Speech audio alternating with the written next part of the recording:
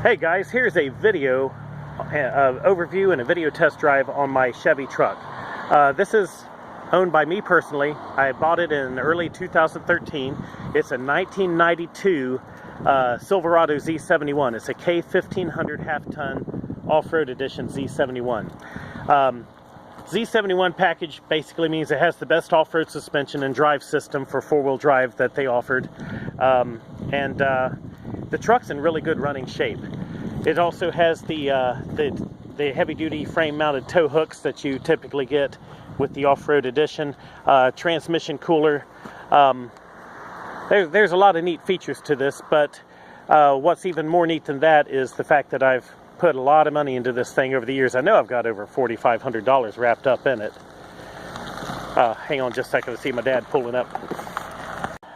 Okay, anyway, yeah, it's a nice looking truck and a lot cleaner than what you typically find in Ohio, that's for sure. The interior is really nice. It's got some rust starting to break out on the lower, what do you call that, the rocker panels, and a little bubbling on the cab corners under the paint. So something that probably should be caught early. And well, there's some on the fender there bubbling under the paint. So yeah, it's not a show truck, but it acts like it thinks it is. I mean, it runs and drives absolutely perfect. Handles and drives like a car. I run this thing 80 to 85, sometimes almost 90 miles an hour. And it handles very well. I've got a lot of new stuff on it here, and I just kind of want to go over some of the stuff that I've done to it. First off, you know, Jacob, you know, being a new driver and stuff, I didn't want him talking on his phone, so we got him one of these Kenwood Bluetooth stereos that syncs to his phone. It's got a little microphone right there for answering the phone. When you get a call, you just hit that phone button on the stereo and just say hello. The seat upholstery is real nice. The carpet's nice. Headliner needs a little bit of work, but it's not hanging down and getting on your head or nothing. It's got power windows and cruise control, and that all works. Oh, here, let me pop the hood. Of course, you know, being a 16-year-old kid, he wanted it to sound cool. And so we put a glass pack on it for the muffler. Oh, there we go. And then a couple years later, the exhaust manifold cracked, and the manifolds were so expensive, I said, well, forget that. Let's just go up to JEGS and get some headers. So we got headers and downpipe and everything installed up at DART Automotive, so it sounded awesome. About 6 months ago, I had the exhaust redone because the pipe was getting rusty that we had put on with the glass pack back in 2013. So now it's got a regular muffler on it, and it runs and idles really quiet, but when you punch it, you can still hear a really nice sound out of the engine because of those headers. Got a K&N air filter on it. Seems to make it breathe better, and along with the headers and everything, it makes it perform. It's only a 305, a 5.0 liter V8. It's not a 350, but it acts like it thinks it is. The AC compressor, ever since we have had it, it's locked up. It will not turn. So it actually has Freon in it. It was retrofitted to R134A. So it's got that in it, but the AC compressor has never worked, and Jacob didn't seem to care, so I never went up there and got another one and bolted it on. So it's got a good heater, but no air conditioning, and I guess who cares? I mean, based on what it is, it's a really cool truck anyway. In fact, let me start it up. I want you to hear it run. Oh, come on, key. I can't get my arm around there.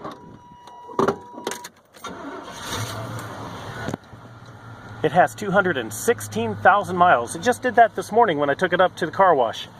So we just turned 216,000 actual miles. That's still not a ton of miles if you think about how old it is. 1992, it's like 27 years old. Well, you know what, my math is probably faulty, but you know, it's an older truck. But here, check this out.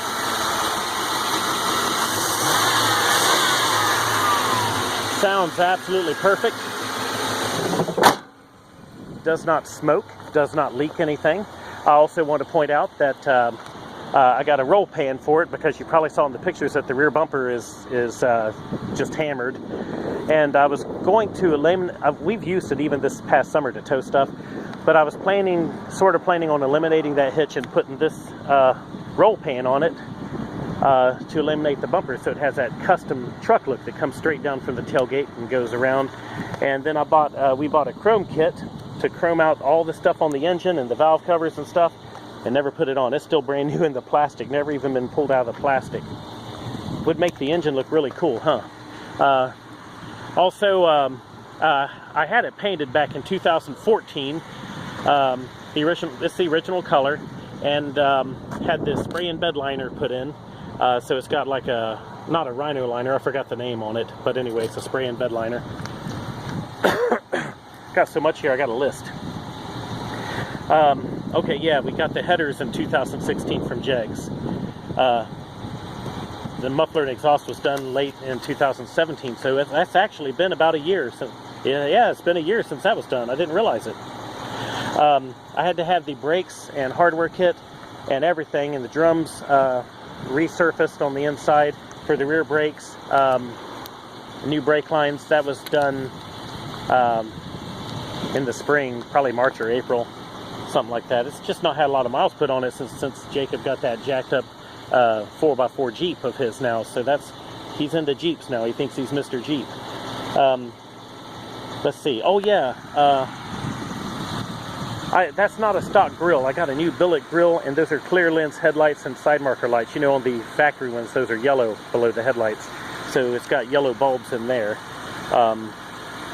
When we first got it here, I'm just going to cover all this stuff. We did, oh yeah, new front brakes. Like the day after I got it, the brakes started grinding. So in 2013, we did new front brakes, did the good pads, new rotors and everything, and they've been perfect ever since. We've probably put 15,000 miles on it. Well, no, maybe 13,000 miles on it since we got it over the 5.5 years that we've owned it. So that's, you know, just local running around. Oh yeah, they did the U-joints on the drive shaft going back to the rear.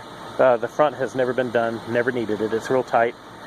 They replaced the gas tank because it was just kind of hanging down, and they said it was rusty, and one of the straps was broken. So they did the new gas tank, new fuel pump, new fuel sending unit, and fuel lines, and new straps and everything. When I first got it, that was in summer of 2013. Oh yeah, that's right, the transmission.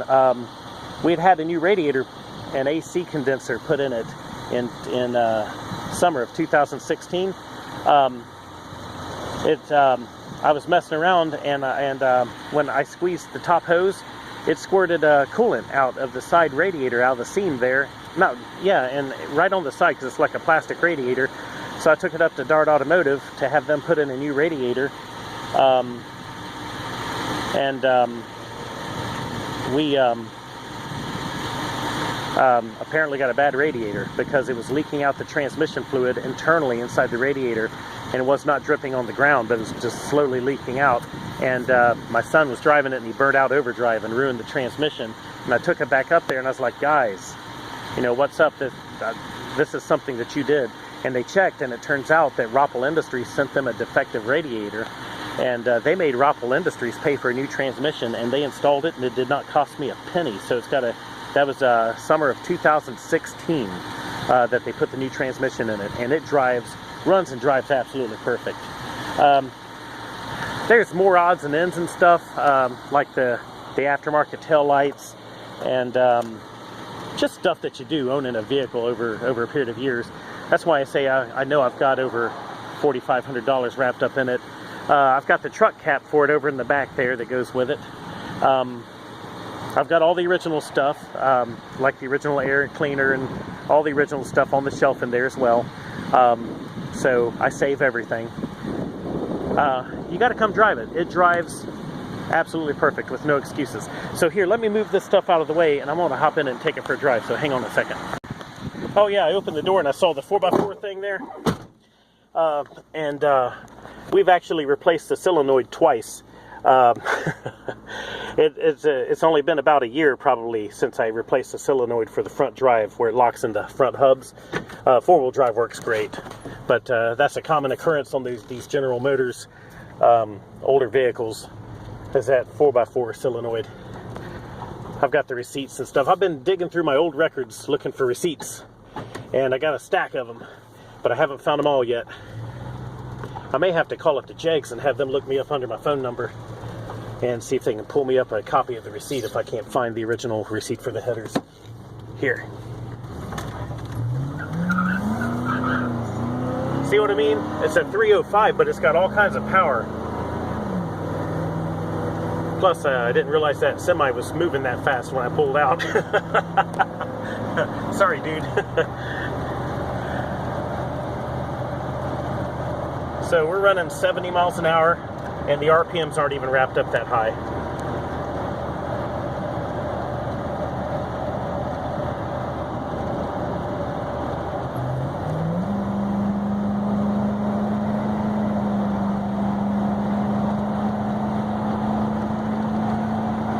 There's 85. Anyway, it drives and shifts perfectly. It doesn't matter if you're driving conservatively or if you're in a hurry and you're punching it. It handles as good as most cars do on the freeway. This is where the factory stereo used to be, and so I got this thing off of eBay. It's just a little cubby hole that you put in there to fill the hole, because now the stereo's over there.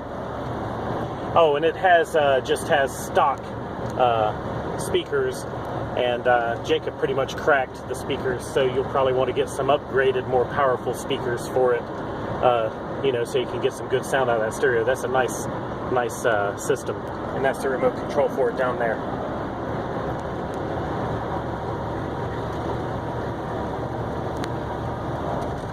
Okay, if the coast is clear, I'm going to make me a U-turn up here and head back.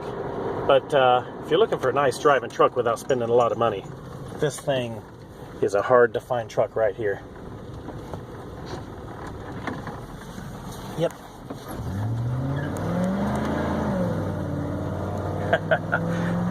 It'll turn the tires over very easily.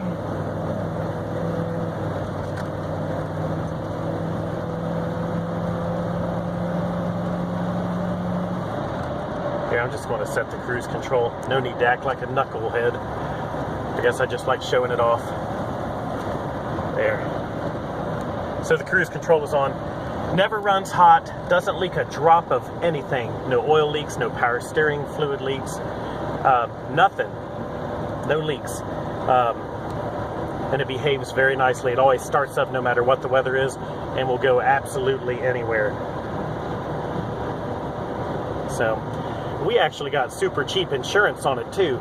I had a stated value policy on this thing for $5,000, and it cost me just under $300 a year, because it's listed as a historical vehicle with my historical plate on it. So they really saved me some money on my insurance, since it's technically like a historical vehicle.